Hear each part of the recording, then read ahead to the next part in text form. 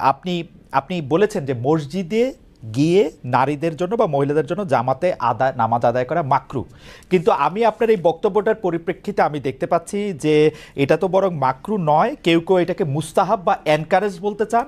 অনেকে উদাহরণ দিচ্ছেন আয়েশা যিনি প্রফেটের স্ত্রী ছিলেন, রাদিয়াল্লাহু আনহা, হ্যাঁ আয়েশা রাদিয়াল্লাহু আনহা, উনি ইমামতি করে মেয়েদের নামাজ পড়িয়েছেন, এবং যে জায়গায় আপনি এটা মুকরু বলছেন ওই জায়গায় কেউ মুস্তাহাব বলতে গিয়ে আপনার বক্তব্যের বিরোধিতা করছেন। এটা নিয়ে আপনি যদি আমাদের একটু বলেন। এটা আমি চ্যালেঞ্জ করছি, ওপেন চ্যালেঞ্জ। আম্মা জান আয়েশা রাদিয়াল্লাহু তাআলা আনহা কখনো ইমামতি করেননি, বরং জাকওয়ান ইমামতি করেছিল, পিছনে তিনি নামাজ পড়েছিলেন। সেটা ফরজ নামাজ ছিল না, তারাবিয়ার নামাজ। আপনাকে যে তথ্য দিয়েছে সে ভুল তথ্য দিয়েছে। ওকে, সেটা মেয়েদের নামাজ পড়াটা মুস্তাহাব কিনা? এক দ্বিতীয় হচ্ছে আল্লাহর হাবিব সাল্লাল্লাহু আলাইহি ওয়াসাল্লামের নূরের জামানায় মসজিদ নববীতে মহিলাদেরকে অ্যালাউ করা হতো, তারা নামাজে আসতেন। কিন্তু আল্লাহর হাবিব সাল্লাল্লাহু আলাইহি ওয়াসাল্লাম মহিলাদেরকে নিরুৎসাহিত করেছিলেন, নিষেধ করেন নাই। কারণ মহিলাদেরও দিন শেখা বাকি ছিল এবং আল্লাহর হাবিব সাল্লাল্লাহু আলাইহি ওয়াসাল্লামের কাছে ওহী আসতো, সেজন্য মহিলাদের নিষেধ করা হতো না, তারা মসজিদে আসতেন। হযরত ওমর রাদিয়াল্লাহু তাআলা আনহু তার খেলাফতের সময় বলেছেন মহিলাদের জন্য ঘরেই নামাজ পড়াটা উত্তম। তখন প্রচুর পরিমাণ সাহাবী উপস্থিত ছিলেন, তারা হযরত ওমরের এই কাজে কেউ বাধা দেননি।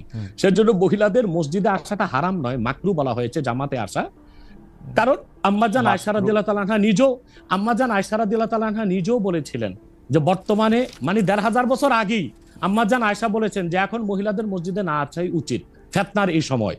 তো ১৫০০ বছর আগে যদি ফিতনার আশঙ্কা করে আম্মাজান আয়েশা মসজিদ নববীতে মহিলাদের আসাটাকে নিরুৎসাহিত করে থাকেন, তাহলে হযরত ওমর রাদিয়াল্লাহু তাআলা আনহুর সিদ্ধান্তটা সঠিক ছিল। আর বর্তমান যুগে সেটা আমরাও নিরুৎসাহিত করি, এজন্যই মাকরু বলি। মাকরু মানে হারাম নয়, খুব কঠিনভাবে নিষিদ্ধ নয়, জাস্ট নিরুৎসাহিত করা। আপনি মাকরু ফতোয়াটা কোথায় পেলেন? আর আপনি যে বলছেন যে কোথায় পেলাম বলছি, আনহা এটা পড়েন নাই, কিন্তু আমি এখন যেটা দেখতে পাচ্ছি যে women praying in congregation among themselves, সেটা মাদিনা বলে একটা পিরিয়ডিক্যালস বাইরে হয় মাদিনা ইউনিভার্সিটি থেকে, সেইখান থেকে একজন বলতেছেন যে এটা পড়ছেন। আমি তো এটা সত্য বিচার করতে পারবো না। আয়েশা রাদিয়াল্লাহু তাআলা আনহা ইমামতি করেননি, তিনি জাকওয়ান ওনার খাদেমের পিছনে নামাজ পড়েছেন। সেটা ফরজ নামাজ ছিল না, তারাবিহের নামাজ ছিল। জি, এটা বুখারী শরীফের হাদিস। আমাকে সময় দিলেন, বের করে দিব। আচ্ছা ঠিক আছে, আপনি কি এইটা একটু বলবেন যে মাকরুটা আপনি কোথায় পেলেন? এটা হানাফিদের সর্বসম্মত মত।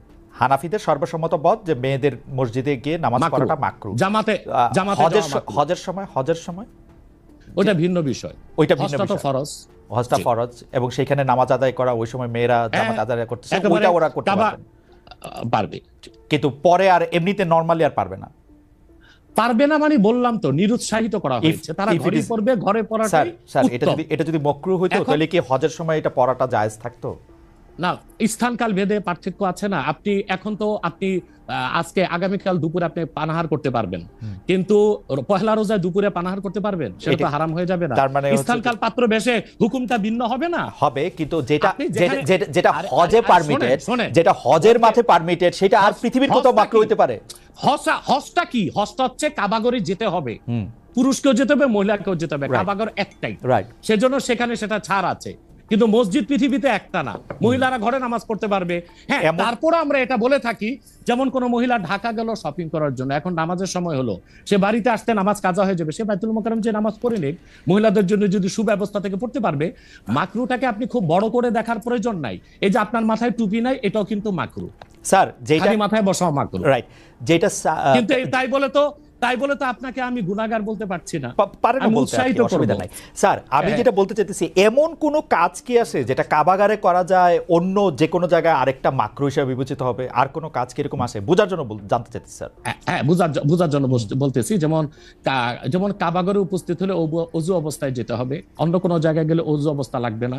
কেউ যদি হজ করতে ইহরাম ভাবে, স্ত্রীর সহবাস তার জন্য হারাম যতদিন কাবাগারে, না যেটা কাবাগারে করা যায় সেটা অন্য কোথাও হারাম আছে কিনা?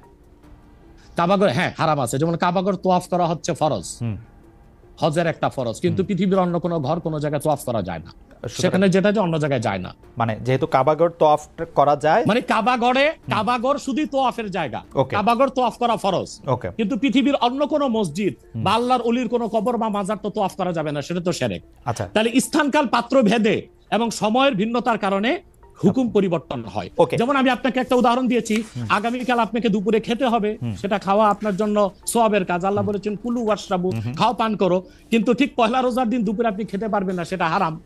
অথবা মাকরুর বিষয়টাও স্থানকাল পাত্র ভেদে তো পরিবর্তন হবে। লাস্ট